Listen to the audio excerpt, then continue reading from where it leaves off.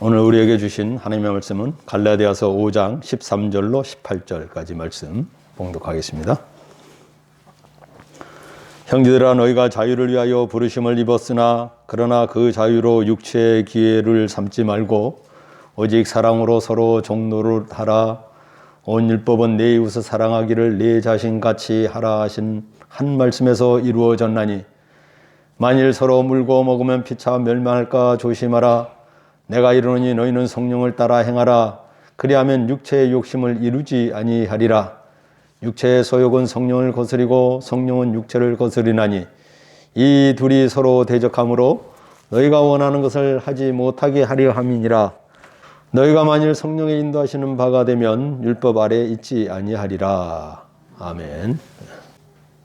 오늘 말씀의 주제는 구원과 자유입니다. 구원은 누구로부터? 그렇죠? 하나님께로부터. 그럼 자유는 누구의 몫입니까? 자유는 우리 인간의 몫이라고 말할 수 있지만은 잘 생각하고 말을 해야 될 거예요. 왜냐하면 우리에게 자유를 생각하면은 자유에 대한 책임이 항상 따르거든요. 그리고 우리가 무한정 넓은 세상 안에서 내 마음대로 내가 선택하고 자유롭게 행동도 하고 말도 하고 우리 마음에도 어떤 생각을 내 마음대로 할 수 있다 할지 모르지만은 바로 우리는 제한을 많이 받습니다. 첫째는 하나님의 창조 영역 안에서 우리는 자유와 어떤 선택권을 부여받았기 때문에 더욱이 책임이 따르죠. 자, 성경의 사건은 하나님이 우리에게 구원과 영생의 약속을 주셨는데 그 말씀에서 이탈되는 순간부터 우리는 죄의 길이 열려 있게 된다는 거예요.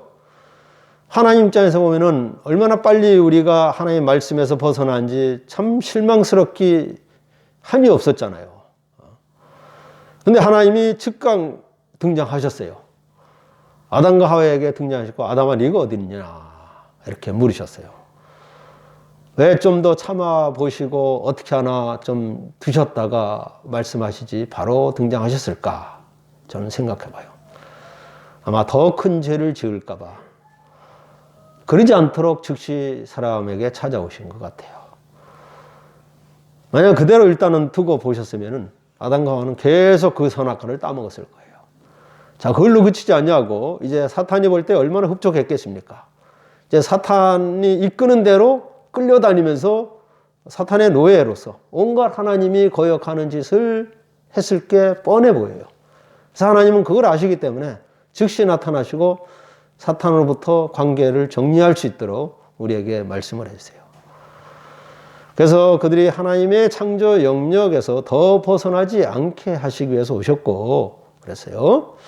자, 우리가 사람이 죄를 지으면은 죄라는 거는 거의 그 의도적으로 짓는 거거든요. 무의식 중에 짓는 잘못한 것도 많이 있지만은 그것까지 우리에게 하나님이 진노하시고 죄값을 치르라고 말씀하시기보다 그것도 옳은 건 아니지만은 거기다 보면 우리는 죄를 의도적으로 죄를 지어요.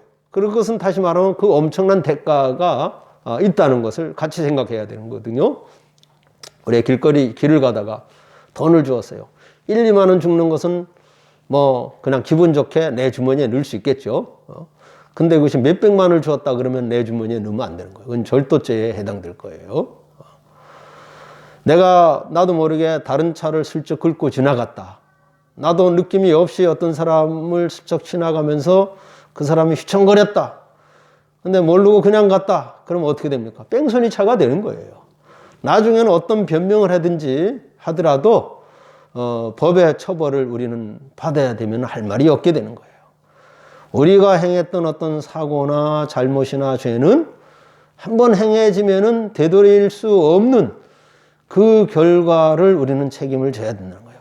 때로는 엄청나고 때로는 준엄한 그 대가를 우리가 져야 된다는 걸 생각하면 우리는 늘 조심하고 주의해야 할 수밖에 없어요. 하나님은 사랑의 하나님이기 때문에 그래서 우리에게 하나님을 거역하고 범죄함을 입을 때 멀리 계시지 않냐고 못 본 척하고 계시지 않냐고 즉각 우리에게 나타나시고 우리에게 어떤 말씀을 주시고 우리가 알도록 느끼도록 해 주셨다는 거예요.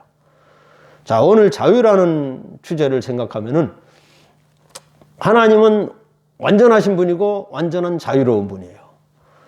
하나님이 전능하신 하나님의 그 자유로운 입장에서 피조물인 우리가 어떤 잘못을 하고 죄를 지은 것이 그게 반복되어지고 더 깊어지고 계속 이어졌을 때에 하나님이 우리가 생각하는 기준에 보면은 저 인간들 더 봐줄 수가 없다 해가지고 들어서 멍석 털듯이 탈탈 털어버리거나 홍수는 아니더라도 아주 한번 쓸어버리거나 불어버리거나 해버리시고 내가 안 되겠다. 너희들을 조금 잘난 존재로 만들었더니 그 잘난 맛에 온갖 죄를 짓는구나.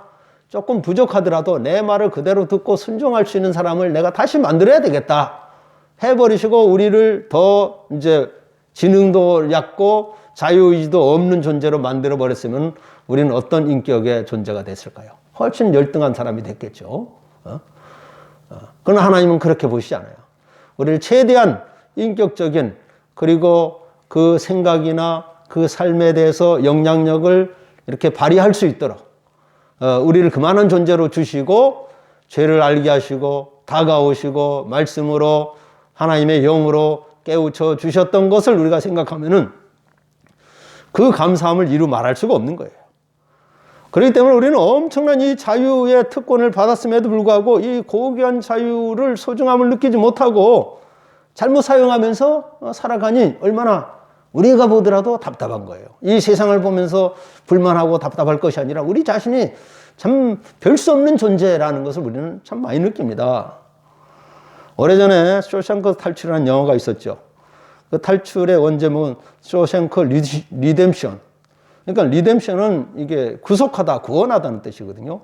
그냥 자유의 차원이 아니라 어떤 신앙적인 의미가 담겨 있다는 거예요. 그 중에 한 장면이 모건 프리먼이라는 그 유명한 배우가 40년의 감옥 생활하고 조금 일찍 가석방이 되어서 나와요. 가석방 되어서 나와서 이제 어디서 일을 해요. 슈퍼마켓 같은 데 일을 하는데 조금 일을 하다가 주인에게 물어요. 저 화장실 좀 다녀와도 되겠습니까? 하니까 주인이 말하기를 그런 것은 물을 필요가 없는 거다. 당신이 알아서 하면 된다. 그 정도는. 그러니까 이 사람이 가만히 있으면서 고민이 되는 거예요. 야, 내가 어디까지는 내가 판단할 수 있고 어디까지는 허락을 받아야 되냐. 왜? 지금까지 40년 감옥에 있으면서 감옥에서는 어떻게 합니까? 뭐 주는 대로 먹고 어디 가라 그러면 가고 불 끄면 자야 되고 하지 말라 그러면 안 해야 되고 그냥 그대로 하라는 대로만 했어요.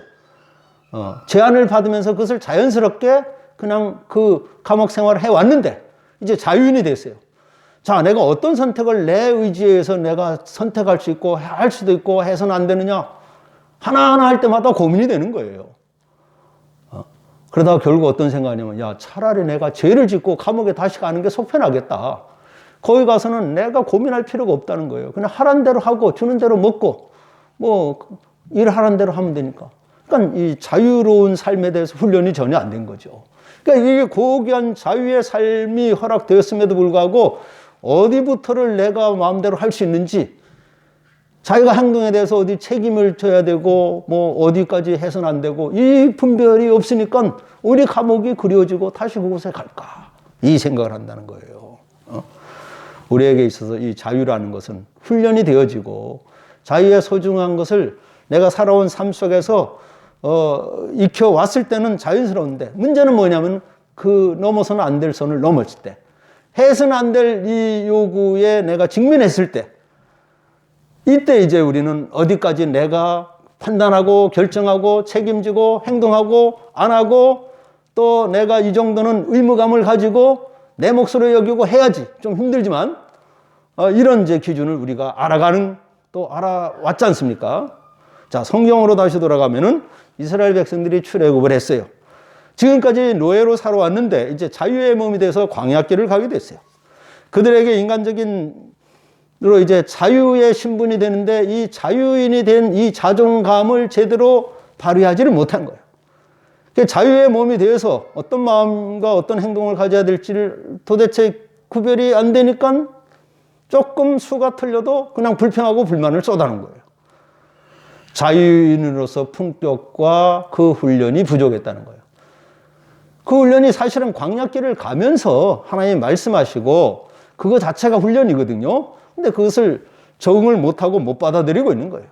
기다리는 훈련도 안 되고 참는 훈련도 안 되고 하나님의 말씀에 내가 어떻게 움직여야 되는지 그 영적인 분별이 안 되지는 과정에서 심지어 모세형 아론조차도 모세가 안 내려오니까 뭐 금고리를 부어서 녹여가지고 금송아지를 만들고 이것이 하나님이다 하면서 전혀 엉뚱한 짓을 하는데 앞장서기도 하고 그랬단 말이에요.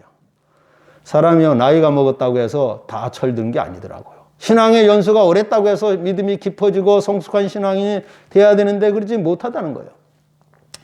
자, 그들이 애굽에 종살하기 전에 몇백 년 전을 거슬러 올라가면은 누구 때 애굽에 왔습니까? 요셉 때 왔잖아요. 자, 요셉에 보자고. 요셉은 20살도 안 돼가지고 형들의 미움을 받아서 미디안 상인에 팔려가지고 그 보디발 집에서 일을 하던 그런 상황이었잖아요. 그런 중에 보디발의 아내의 유혹을 받아가지고 그 유혹에 넘어갔으면 어떻게 보면 자기에게 좋은 길이 열렸을지 모르겠죠. 그 젊은 그 충동을 어떤 그것을 채우면서 그러나 그 순간에 그는 이건 아니다. 이거는 죄다. 그것을 뿌리치고 다시 말하면 자기의 분별과 자유의지를 바르게 사용했다는 거예요. 자기의 어떤 자유의지를 유혹을 뿌리치는 데 사용하고 그 결과 감옥에 들어가는 결과를 맞이하게 됐다는 거예요. 그런 가운데 그는 하나님이 계시하여 준 꿈을 통해서 애굽이 5년의 흉년과 풍년에 대해서 대비하게 해가지고 바로와 애굽에게 많은 불을 안겨주게 됐죠. 자, 그런 가운데 그의 형제들이 그 집안이 이제 애굽으로 왔어요. 먹을 양식을 얻으러 원중에서 상봉하게 되잖아요. 그런 가운데 그는 형들을 보면서 얼마나 원망의 마음이 생기고 좀 혼내주고 싶은 마음이 일어났겠지만은 어떤 신앙의 고백을 합니까? 하나님이 그들을 인도하여 주셨다는 그 대전제가 하나님의 섭리 속에 있다는 그 신앙의 고백을 해요. 그래서 당신들은 나를 해하려고 이곳에 팔아넘겼으나 하나님은 그것을 선으로 바꿔서 나를 이곳에 먼저 보내셔서 이 때를 위해서 우리 형제 집안이 순조롭게 이곳에 와서 생존의 그 여건을 찾기 위해서 나를 먼저 보내주셨다. 이런 자기 신앙의 고백을 하지 않았습니까? 그러니까 자기가 이런 신앙의 고백을 하는 것조차도 자유의지가 하나님의 섭리 안에서 이 모든 일이 이루어졌다는 이 겸손한 신앙의 고백을 하고 있는 거예요. 요셉의 나이, 어린 나이에도 그 험난 상황 속에서도 그 억울하고 형제들에 대한 섭섭함과 미움이 일어나는 그것을 자기 마음을 다스리면서 어떤 유혹 속에서도 자기는 감옥에 갈지언정 자기의 본분을 지켰다는 이 모든 것은 자기 인격과 자기 생명 그리고 하나님과의 관계에서 바른 자유를 가지고 선택을 하고 그 결정들을 해나갔다는 거예요. 자, 그들이 그래가지고 야곱의 그쪽 식솔들이 70명이 내려와가지고 이제 애굽에 어디에 거했습니까? 고센이라는 지역에 거했죠. 그러면 그곳에 계속 있어야 됩니까? 돌아가야 됩니까? 돌아가지 않았죠. 계속 있어서 결국 어떻게 됐어요? 요셉을 모르는 왕들이 생기고 야곱 집안을 모르는 왕이 계속 쓰니까 저는 자기 민족이 아니잖아요. 저를 억압하고 짓눌러서 노예로 삼은 거 아니겠어요? 돌아가야 될 때 돌아가지 못한 거예요. 그러나 이곳이 편하다, 좋다. 이곳에 먹을 게 많고 요셉을 통해서 우리가 잘 대접을 받으니까 돌아가서 거기 척박한 땅에서 일하고 먹고 사느니 여기서 요만한 대우 받으면서 있는 게 좋겠다. 안일해진 거 아니겠어요? 그러니 결국은 400년의 종생활을 할 수밖에 없는 자기들이 정신을 차려서 돌아가야 될 때 돌아가지 아니함으로 인하여 그냥 잠깐의 안일함 때문에 수백 년의 종생활을 했다는 것을 우리는 부인할 수가 없는 거예요. 물론 하나님은 그런 가운데 결국 모세라는 사람을 세우고 또 모세가 바로의 궁중에서 훈련을 받고 미디안 광야 생활을 40년 하게 하면서 출애굽의 역사를 계획하시죠. 사람들은 잠깐 그 눈앞에 펼쳐진 걸 따라서 자기의 편하고 이익이 되는 것을 쫓아 살아왔지만 하나님의 섭리, 하나님의 택하신 백성들을 구원하기로 했던 이 섭리는 결국 유대 백성들만이 아니라 하나님의 구속사를 펼치는데 그 대표적인 인물로서 유대인들이 등장했다고 우리는 볼 수 있는 거예요. 그리고 결국은 예수 그리스도의 구속의 은총이 그 자기의 죄와 인간의 피조물됨을 인정하고 예수 그리스도를 진정으로 내 인생의 주인이요 내 죄값을 치르신 분으로서 내가 믿음으로 영접할 때 우리는 하나님의 자녀가 되고 하나님의 우리에게 온전한 구원의 길로 인도하여 주심을 우리 신앙 안에서 느끼고 경험하고 고백하지 않습니까? 자, 그런 가운데 우리는 어쨌든 자유로운 삶의 환경이 우리 앞에 우리가 태어나면서부터 어려서부터 경험해요. 아이들이 이제 조금만 크면은 자기 발로 어디라도 걸어 다녀요. 집을 나가요. 엄마가 심부름을 시켜요. 가서 뭐 사오라 그러면은 그때부터는 자기의 자유예요. 내가 이 돈을 가지고 엄마 심부름대로 뭘 사올 것이냐, 그냥 장난감을 살 거냐, 군것질을 할 거냐, 또 조금 크면 학교를 가고 학원을 가요. 몸은 갈 수 있어요. 마음은 딴 생각. 학업을 한다고 의지에 앉으면서도 뭐 게임을 하거나 오락을 하거나 학원에 몸은 가 있지만 온갖 것 앞에 마음을 다 빼앗기면서 또 거짓말하면서 친구 집에 놀러 가면서 그냥 거짓말하면서 자기 놀기 바쁘고 이럴 수가 있는 거예요. 얼마든지. 그 우리에게 어려서부터 부여받은 이 자유가 바르게 그 나를 믿으니까 나를 인정하니까 이런 심부름도 시키고 이렇게 공부하리라고 믿고 계시겠지 이러면서 자기를 믿어주는 분의 마음이 합당하게 생활하면은 결국은 뭐 부모님과 하나님을 위해서가 아니라 자기를 위해서 바른 미래가 기약되어지는데 그게 싫으니까 왜 간섭하냐, 왜 나에게 이런 일을 하라 그러고 저런 일을 하지 말라 그러냐, 그런 가운데 할 수 있는 머리를 굴려가지고 적당히 거짓말하고 자기 핑계를 하고 또 재밌는 게 없는가 이렇게 돌아다니다 보니까 예전에 저쪽에 있을 때 교회 학교에서 어떤 애가 예배 때 헌금을 하는데 50원 했다 그래요. 50원을. 선생님이 좀 이상한 거예요. 50원을 할까. 그래서 나중에 알고 봤더니 얘가 엄마가 헌금을 하러 500원을 주는데 500원을 가지고 이제 교회 오기 전에 슈퍼마켓에서 과자를 사 먹고 500원짜리 딱 사 먹으면 10% 할인해 주니까 50원을 거슬러 주는 거예요. 그거 가지고 헌금을 했다는 거예요. 그러니까 이 선생님이 얘가 이러면 안 되는데 이 엄마한테 이야기를 해야 되냐. 근데 또 엄마한테 이야기하면 얘가 혼나면은 그러면 또 교회도 안 나올 텐데 이래가지고 그냥 아무 말도 못하고 넘어갔다는 그런 이야기를 들은 적이 있어요. 우리는 작은 일에서부터 엄마를 속일 수 있고 선생님을 속일 수 있어요. 그냥 그때그때마다 눈에 보이게는 자기가 할 일을 하고 교회 갔다 그러고 학교 갔다 그러고 공부했다 그러고 해요. 근데 자기에게 자유의지를 이제 잘못되게 되면 우리가 학교 가서도 마찬가지예요. 어려서는 공부하면 선생님이 교수님이 가르쳐 주는 데만 그대로 써야지 자기의 생각을 쓰거나 더 좋은 이론이라고 써봐야 점수 안 나오죠. 그러니까 어려서부터 그거 배우는 거예요. 이제는 우리는 가르쳐 주는 대로 하라는 대로만 하면은 성실하다 그러고 착하다 그러고 유능하다는 소리 들으니까 어느 순간에는 이제 사회에 나가서도 직장에서도 자기 어떤 창의적인 일을 하면은 너 혼자 왜 질서를 벗어나는 일을 하냐는 소리 들으니까 그냥 정해진 질서대로만 그대로 하는 습관이 되어지고 길이 들여져 버리기 쉽다는 거죠. 그러면서 우리는 또 다른 멍에를 걸머져요.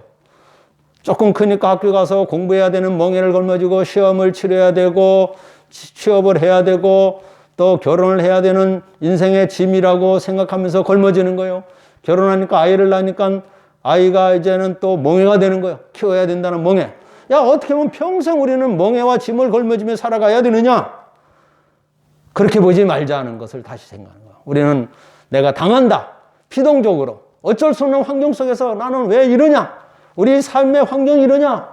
이게 아니라 내가 자원해서, 자임해서 나에게 필요한 거니까 하고 나에게 더 좋은 나중을 우리에게 약속하기 때문에 내가 공부도 하는 것이고 일도 하는 것이고 자녀도 키우는 것이고 가정도 이루는 것이고 가장으로서의 역할도 하는 것이고 우리는 속박된 존재로서 어쩔 수 없이 피할 수가 없어서 하는 것이 아니라 이것은 나를 위해서 내 인생에 하나하나가 소중하기 때문에 내가 스스로 자원하면서 스스로 이 감당하는 것이다. 우리가 예배를 드려도 교회 오면 어떻습니까, 여러분? 제일 먼저 뭘 하죠? 앉아서 기도를 하죠. 기도를 하는 게 진짜 마음으로 기도를 당연히 하시죠. 그냥 습관처럼 뭐 집사니까 권사니까 교회 오면 당연히 기도해야지 해서 그냥 잠시 기도하는 게 아니라 근데 자칫하면 그러기 쉽다는 얘기예요. 예배를 드려도 몸은 앉아있고 순간순간 설교 말씀이 그냥 특별히 은혜가 안 되면 다른 생각 왔다 갔다 하기도 하고 그냥 찬송하는데 가사를 깊이 마음속에 새기지 않냐고 그냥 아는 찬송이니까 부르기도 하고 누가 기도하니까 의뢰하는 기도니까 그냥 내 생각에 스쳐가는 기도가 되어지기도 하고 결국 누가 손해냐 이거죠. 여러분들은 그렇게 하시지 않잖아요.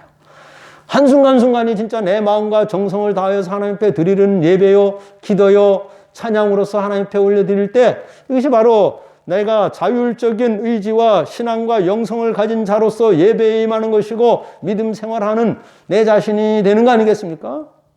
그래서 믿음의 연수가 1년이 되든지 10년이 되든지 간에 내 심령이 변화됐다는 이 확신을 가지고 누가 뭐라 그러더라도 내 인생에는 주님 앞에 예배드리는 시간과 이 믿음 중심으로 살아가는 것은 너무나 분명하고 제일 우선이다.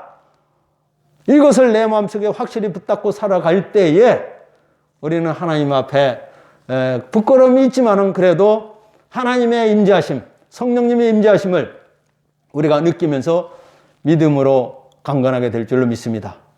성령의 임재하심을 사모하며 하나님과 깊이 교통하는 삶을 중요시 여기고 살아갈 때에 똑같은 환경과 똑같은 일을 하는 듯한데 우리 마음의 그릇에는 전혀 다른 것을 담을 수가 있다는 거예요.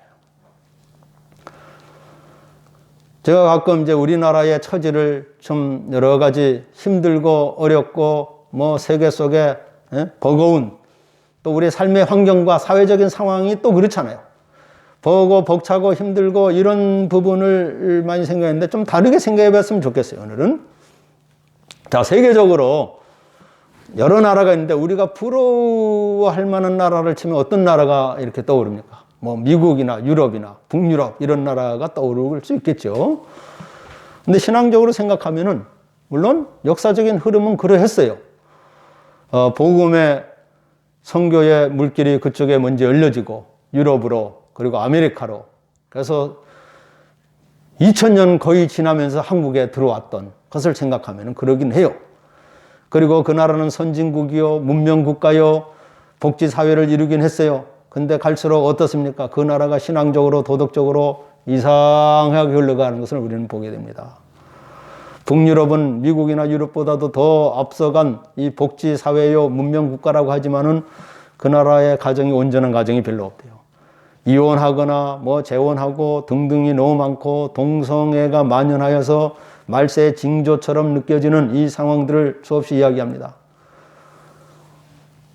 그래서 어느 교회도 동성애 깃발을 꼽아놓고 예배를 드리는 그런 교회가 있을 정도로 이 흔들리는 말씀에서는 너무 멀어지는 이 현실을 보면서 우리나라는 물론 빨리 성장했지만은 질적인 성장이 성숙에 따르지를 못했어요.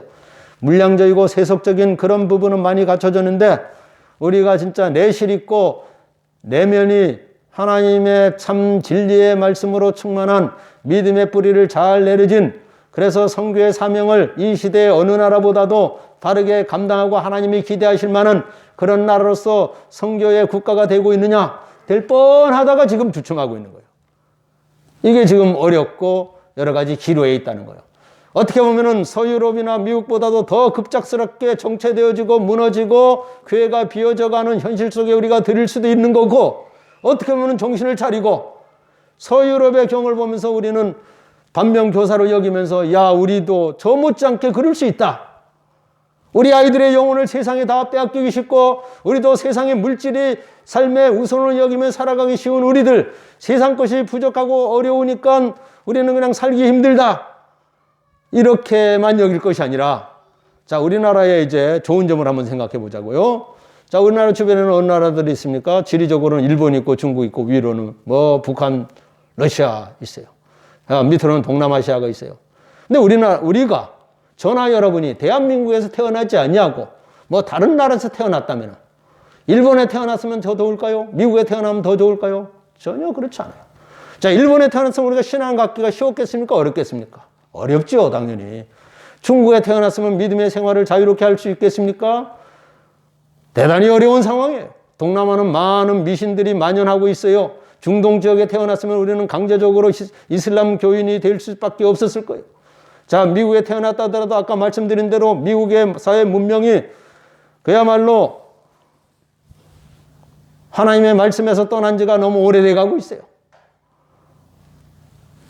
유럽의 경우도 말할 것 없이 오히려 한국은 지금 그래도 하나님의 복음이 우리에게 들어왔고 하나님의 복음을 붙들고 살아가야 되겠다는 우리의 신앙의 그 간절함이 그래도 남아있어요.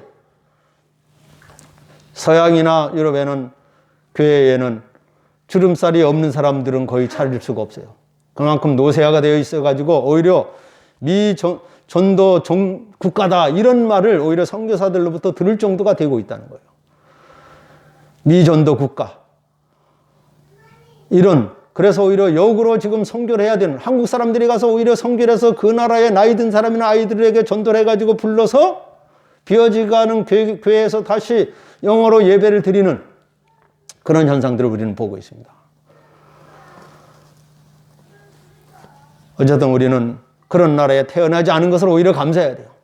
우리가 아직은 그래도 다시 정신을 차려서 하나님의 진리와 하나님의 복음 안에서 교회를 일으키고 우리가 이 신앙의 순수함과 소중함을 하나님이 주시는 이 자유라는 이 고귀한 인격적인 권리를 아름답게 사서 태초부터 벗어나기 시작했던 인류의 그 죄악에 물드는 발자취가 다시 한번 죄를 더 잉태하지 아니하고 우리의 뇌세포와 마음과 영혼 속에 독버섯처럼 뿌리 내려져 있는 이 불신앙과 죄악과 세속주의를 다시 한번 뿌리 뽑고 걷어내서 하나님의 진리의 영으로 충만케 하여 주며 내 인생을 주장하여 주시는 하나님 앞에 하나님이 주신 자유, 하나님과 더 깊이 교통하며 내 이성과 내 생각이나 감정이나 욕망이 하나님 말씀으로부터 지배를 받고 컨트롤을 당함으로 인하여 인본주의고 세속주의가 아니라 이제 다시 한번 바른 욕심이라는 게 무조건 나쁜 건 아니거든요. 우리는 거듭난 존재예요. 거듭난 존재라는 것은 우리의 욕심도 하나님과 교통함 속에서 거룩한 욕망을 품으면은 그것은 귀한 거예요. 우리에게 성취욕이 있는 거예요. 세상의 성취욕이 아니라 하나님 말씀 안에서 하나님의 복음의 결실을 생각하면서 우리에게 욕심을 다시 한번 마음에 품는 거예요. 하나님의 영에 속한 사람들은 우리가 주장하는 도덕률이나 세상의 가치가 지배하는 세상이 아니라 우리의 인생의 즐거움과 만족도 하나님의 은혜와 교통하는 가운데서 내 자신을 점검하는 거예요. 내 자신을 점검하면서 돌아보는 이 생활이 필요합니다. 사람이 나에게 중요한 것이 무엇이냐, 진짜 내 인생의 걸음은 제대로 걸어가고 있는가? 내 삶 속에서 가장 우선 여기는 게 뭐냐? 나의 노후에 나를 지켜줄 수 있는 것은 무엇이냐? 다시 한번 점검하고 그 부족하고 결핍된 것이 무엇이냐를 생각해 보는 겁니다. 우리는 자유를 위하여 부르심을 받은 사람입니다. 그 자유를 어떻게 사용하라 했습니까? 육체의 기회로 삼지 말라고 말씀했어요. 육체의 편함을 찾지 말라, 쾌락과 안락함을 구하지 말라는 말씀이에요. 나는 여러 가지 자유가 있어요. 살기를 비관해가지고 높은 데서 그냥 뛰어내릴 자유도 있어요. 다리에서 뛰어내릴 자유도 있어요. 그러나 그런 쪽으로 자유를 쓰는 게 아니죠. 이상하고 몸에 이상한 음식을 먹을 그럴 자유도 있어요. 내 욕심만 챙겨서 나만 이득 보는 길을 찾을 수 있는 자유도 있어요. 또 어떤 삶의 현실을 보면서 성경을 덮어놓고 그냥 세상 방식으로 그것을 해결할 수 있는 자유도 있지만은 삶의 여러 가지 문제를 다 주님 앞에 고하면서 하나님의 말씀 성경을 덮어서 멀찍이 두고서 나는 그냥 기독교인이야, 표면적인 무늬만 있는 기독교인, 그래도 나는 하나님 믿어 라고 이렇게 입으로 고백하는 정도가 아니라 삶의 문제를 놓고 하나님 앞에 진실로 무릎 꿇고 기도하면서 인간적인 생각 하나님 다 제하여 주시고 하나님이 인도하여 주시는 방법을 저희들이 따르기를 원하나이다. 하나님이 우리에게 주시는 신령하고 고상한 성품, 그리고 베드로전서 1장 8절에도 말씀대로 말할 수 없는 영광스러운 그 하나님의 은혜의 축복을, 그것을 누릴 수도 있고 우리는 아주 세속적이고 쾌락을 추구하면서 동물보다도 못한 인생을 살아갈 수도 있는 것이 우리의 인생입니다. 하나님의 성품에 참여하는 존재가 될 수도 있는 거고 동물보다도 못한 무가치한 죄와 죄를 더불어서 먹고 살아가면은 그렇게 될 수밖에 없는 거죠. 이는 인류 조상 때부터 물려받은 헛된 우리의 조상 때부터 물려받은 헛된 그러한 행실로가 아니라 하나님의 구원과 대속하심을 받은, 그래서 베드로전서 1장 18절대로 금이나 은같이 없어질 것이 아니라 하나님의 진리의 말씀이 내 생명을 지켜주신다는 이 믿음으로 우리가 살아갈 때 다시금 우리에게 있어서 이 구원과 자유는 우리의 자유의지가 하나님이 우리에게 주시는 이 구원의 통로 안에서 잘 정리되어지고 또 내 자신을 다스려서 진정으로 하나님과 더 깊이 교통하며 인간의 세상을 보면서 하나님이 안쓰러워하고 불어버릴까 하시다가도 우리를 보면서 더 참으시고 또 기대하시는 가운데 우리에게 또 다른 기회를 주실 하나님 앞에 우리 자신은 다시 올려드리면서 주님, 제가 여기 있습니다. 저의 현 주소는 여러 가지 부족하지만은 다시 한번 강하게 붙들어 주시고 인도하여 주옵소서. 그렇게 나아가겠습니다 하는 이 신앙으로서 하나님 앞에 올려드리는 우리 모두가 될 수 있기를 기원합니다. 기도하겠습니다. 연약한 자를 사랑하시고 붙들어 주시는 아버지 하나님, 우리에게 소중한 인격과 우리의 심령에 깊이 느낄 수 있는 말씀의 약속도 주셨습니다. 우리에게 바른 것을 분별하고 행할 수 있는 그 자유와 선택의 능력도 주셨습니다. 내가 하나님의 의를 붙잡고 나아가는 그런 삶이 되길 원하나이다. 주여, 무익한 존재, 쓸모없는 존재, 오히려 없는 게 나은 존재가 아니라 어디에서라도 당장은 모르지만은 결국은 꼭 필요한 존재요, 꼭 남는 귀한 삶의 흔적을 남겨서 하나님 앞에 올려드리길 원하나이다. 주님, 저희들을 받아 주옵소서. 저희들 영혼 가운데 주님 깊이 교통하여 주시기를 사모하며 예수 그리스도의 이름으로 기도하옵나이다. 아멘.